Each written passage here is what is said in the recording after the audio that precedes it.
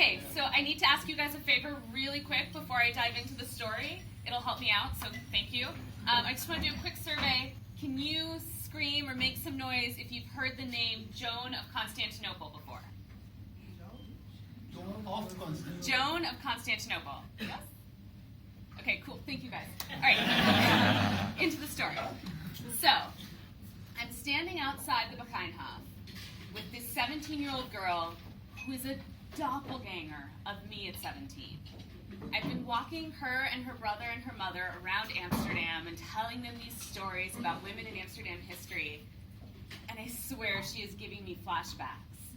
Like me, she's also prepping to go to school in Boston. She's not sure if she wants to study English or history. I studied theater. But it's a really kind of impactful moment to be spending this time with this girl who reminds me so much of myself. So I ask her about the women that she's read about in history. And she says, oh, yeah, there's some women that I really love. There's Cleopatra, there's Joan of Arc, there's Anne Boleyn, and there's Mary, Queen of Scots. And I would have said this list too when I was her age, so this is kind of like another doppelganger thing. But something is wrong. And I'm not sure what it is, but something about that list, it hits me wrong, right? So we go into the Boleyn, and I tell this story. She was called Joan of Constantinople, despite the fact that she never went farther south than Paris. The crusade that had orphaned her had also briefly made her father the Emperor of Constantinople. He died trying to defend that title. He was actually captured in battle and beheaded, and then his skull was used as a drinking cup. This story was the scandal of Europe and was just passed from mouth to mouth. We don't know when Joan would have heard the full story of what happened to her father, but it was probably when she was pretty young, because she was raised in the court of her enemy. You see, the death of Baldwin, the Emperor of Constantinople, made this 4-year-old girl named Joan the Countess of Flanders and Hainaut. And the French king desperately wanted to get a hold of those territories. So he demanded the young girl from her family and raised her as his ward. When she was only 12 years old, he married her off for an alliance and sent her and her only slightly older husband to go rule Flanders in his name. When they got to Flanders, they built an alliance and proceeded to try and fight the French king off. And they were almost there. They got the French king to a stalemate, despite his much, much bigger army. But the French king captured her husband. Now, this is all in the 1200s, so like the dumb thing when you're a noble person and you get captured in battle is the person who captures you sets a price that your family has to pay, and you kind of like hang out on their estate, maybe go hunting, and then your family pays the price, and then you get sent home. This is what people do. The French king doesn't do that. He refuses to set a price for Joan's husband because that will leave a 14-year-old girl in charge of Flanders. He won't have to do anything. The territories will just drop into his lap. And instead what happens is that 14-year-old girl proceeds to rule incredibly well. She builds monasteries and abbeys and Boleynhofs and hospitals all across her territory. She gives legal privileges and tax autonomy, I think is the right way to talk about it, to Bruges and Ypres and Ghent and Dunkirk and Lille and basically any city that you've heard about from the area that we now call Flanders. This is where it starts on its road to wealth and independence. She promotes water trade and makes the big river running through her territory navigable by building water gates. And she puts a lot of energy into building the weaving and the wool trade. And if the word Flemish weaver is kind of like kicking like some little spark for you, there's a reason for that. The Flemish weavers are where we start our notion of the middle class.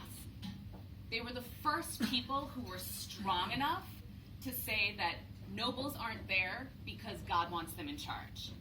Basically, if you've read Hegel or Marx or grew up with the idea that the upper class isn't inherently better than everyone else, you owe that a little bit to Joan of Constantinople. So after she does this for 10 years and just everyone in her territory really benefits from her rule, this guy shows up and he starts going to the courts of her vassals. He doesn't try and contact her. He doesn't try and contact her younger sister. But he goes to her vassals and he says, I'm Baldwin. I wasn't dead. I was just, captured and now I've escaped. How shameful that you have let yourself be ruled by a woman for 10 years. Lucky for you, I'm back.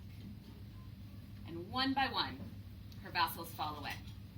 She's left with one city out of her entire territory. So, she pays the French king to meet with this guy. And the cardinal with the French king recognizes this guy as a jester, like a minstrel, a clown, who went on crusade with her father. French king arrests the clown and hands him to Joan, who is then expected to pardon him. Because this is how medieval justice works. The men bluster, and they threaten that they're going to hang you up by your entrails, and then their wives throw themselves at the men's feet and pray for mercy, because women are merciful. And so the men get to back down and save face. Everyone knows women are gentle. So of course Joan is going to forgive this man. She hangs him from the gates of Leo. Yeah, I feel that way too. She then proceeds to charge the rebellious cities forgiveness money, which is how she pays off the French king. And in the course of paying off the French king, she accidentally lets slip that he's held her husband for so long that she can get the marriage annulled, which is great because she wants to marry the French king's most powerful vassal, which, will just by happenstance mean that Paris and the French king's lands will be surrounded by her lands and her future husband's. So the French king lets go of her husband. And it's at this point in the story that I realized what was bothering me about that list. And it's all I can think about. The rest of my brain just goes, my mouth goes on autopilot as I'm finishing the story for the tour. Cleopatra, Joan of Arc, Anne Boleyn, Mary Stuart. These are all women who failed and were killed. Cleopatra may have held a snake to herself, but she held it as Octavian is closing in to prevent worse from happening to her. And I don't say that to dismiss these women. I wrote a play about Joan of Arc. I think these are really interesting women. But what are we telling teenage girls if the only women that they know about from history are women who died young at the hands of the people who defeated them?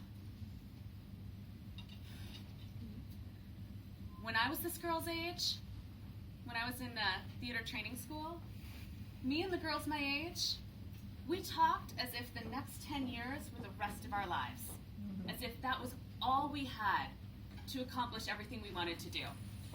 30 was a bit of a shock. The fact that every year since 30 has gotten better was an even bigger one. And it's not like there's not other stories to tell. The crazy thing about this list is that every woman on this list has contemporaries who not only were more successful, but their stories are more interesting. The only reason Joan of Arc ever got to the head of an army is because the Dauphin's mother-in-law was a badass political monster. She kept the French cause together when people were defecting left and right to the English. I am not exaggerating when I tell you that the reason the French didn't start speaking English in the 15th century is because of Yolande of Aragon. And she lived a long time, and the story of how she did that is fascinating. Zenobia didn't seduce Roman generals to get the Roman Empire out of her land. She raised an army and she fought them off. And even when the Roman Empire finally got the superior numbers to defeat Zenobia's army, she survived through her wits.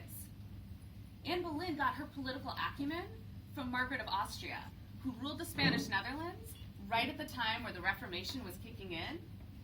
The reason that things got politically shaky here after 1530 was because that was when Margaret of Austria died.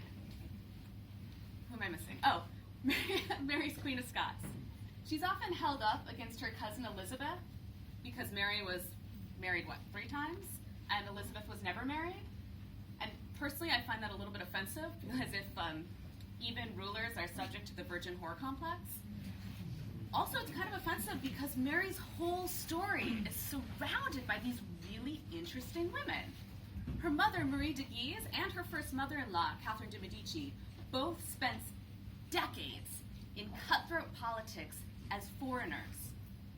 And they both succeeded where Mary didn't when she returned to Scotland, basically a French woman. So, why don't we know these stories? Why do none of us know the name of the woman who set this land, a lot of the big cities nearby, on the path to where they got, right? Why do we not know Yolanda of Aragon? Why most people here have probably not heard any of the names that I just said? I'm a big medieval geek, and the only reason I know about Joan of Constantinople is because I read about her in a footnote to someone else's story. It's the stories we tell. That's why what we're doing here is so important.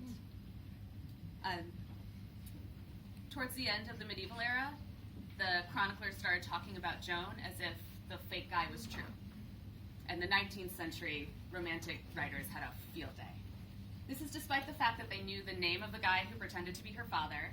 There was lots of contemporary evidence for his death, including the guy who killed him wrote to the Pope to be like, yeah, no, I didn't really cut off his head, he just died in prison.